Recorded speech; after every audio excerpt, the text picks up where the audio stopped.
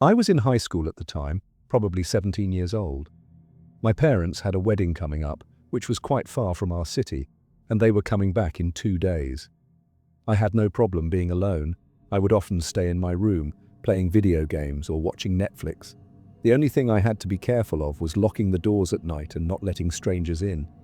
My house was a typical suburban house, medium-sized, 2-story and not very lively. The houses around were mostly old couples or people who worked late, so the whole neighborhood often felt deserted. That night, I put on my favorite movie, ordered a pizza, and sat down in the lounge.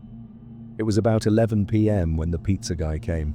I opened the door, he handed me the pizza, and I gave him the money.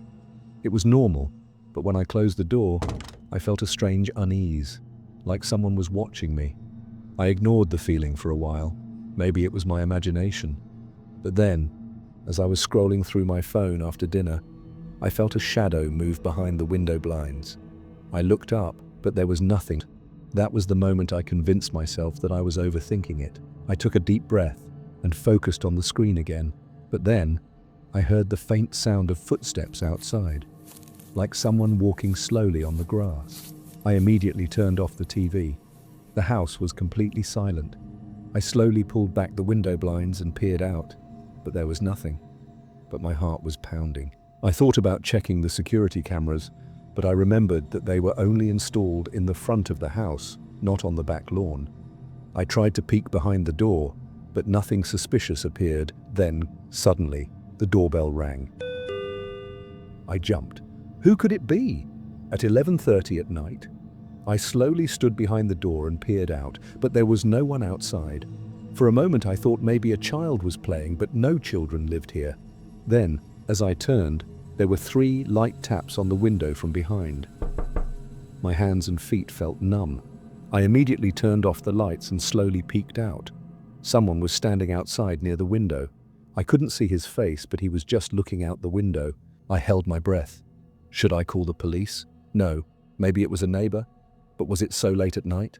Then, as I picked up the phone, the person slowly walked back and disappeared from my sight. I prayed in my heart that he was gone. But I decided to check the security cameras. As soon as I opened the camera app on my phone, I could see the front porch clearly. There was nothing there. I sighed in relief and thought about going to my room.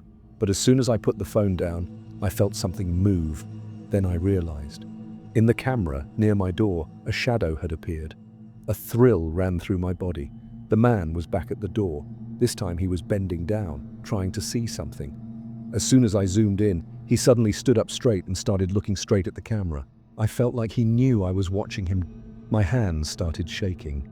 I decided to call the police, but as soon as I picked up the phone to dial the number, I heard a noise inside my house. It wasn't possible. I had locked all the doors.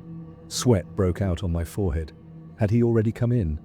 I quickly tried to hide under my bed, but then I felt like I would be safer if I locked myself in a room. I immediately went to the bathroom and locked the door. My heart was beating very fast. I turned off the light on my phone and sat there holding my breath. There was complete silence outside. Then, a minute later, the handle of my room door started to shake. My hands and feet went numb. Someone had come into my room. I took out my phone to call the police, but as soon as I turned on the screen, a message came. "Wherever you are hiding, I can see you." It came from my own number. The phone fell from my hand, and then a soft whisper was heard from outside the bathroom door. "You don't have much time." My body felt as if there was no life left in it. I didn't dare pick up the phone. I just sat there holding my breath. It was completely silent outside, but I knew that the person was still there. Then suddenly I saw the shadow of something under the bathroom door. He was standing right next to the door. Only one thought crossed my mind. I have to get out of here. I looked at the glass against the wall. If I could get out of the window, I might be saved. I slowly turned on the faucet so that the sound of the water would drown out any slight movement, and then leaned against the wall and started to unlock the window. But as soon as I pushed the window open, there was a strong push on the door from behind. "You can't go anywhere." It was the same whisper. My blood froze. I opened the window with all my strength and jumped out. The ground was hard. My elbow was scraped, but I immediately got up and ran backwards. I tried to run to my neighbor's house, but then I heard someone running from the front of my house. He was coming towards me.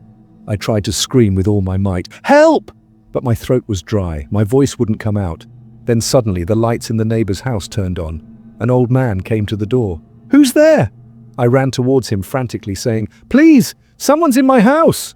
The old man immediately called the police. I didn't want to look back, but I did, out of fear. A shadow quickly disappeared behind my garage. A few minutes later, the police arrived. They checked the entire house, but no one was there. There was no sign of forced entry. Everything seemed normal, except for one thing. There was a piece of paper on my bed that read, "Next time you won't be so lucky." The police took me seriously, and I went to stay with a relative for a few days. But to be honest, I never really felt safe after that night, because sometimes I still feel like someone is watching me.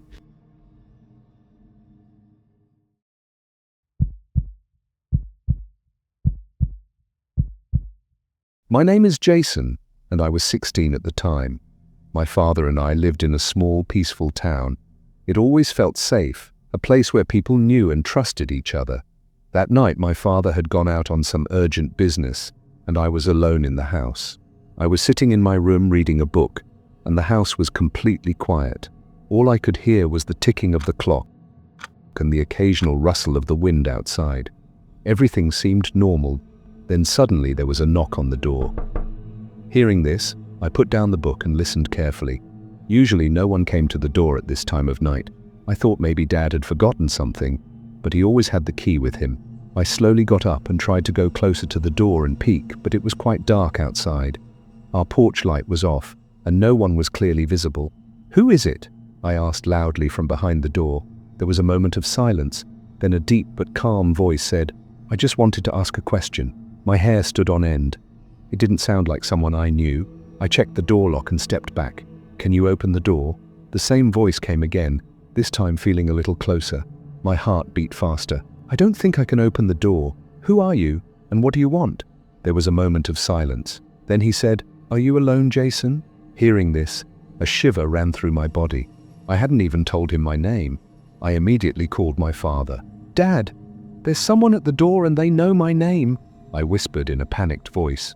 My father's voice was concerned. "Stay inside. I'll be there in just 3 minutes. Whatever happens, don't open the door."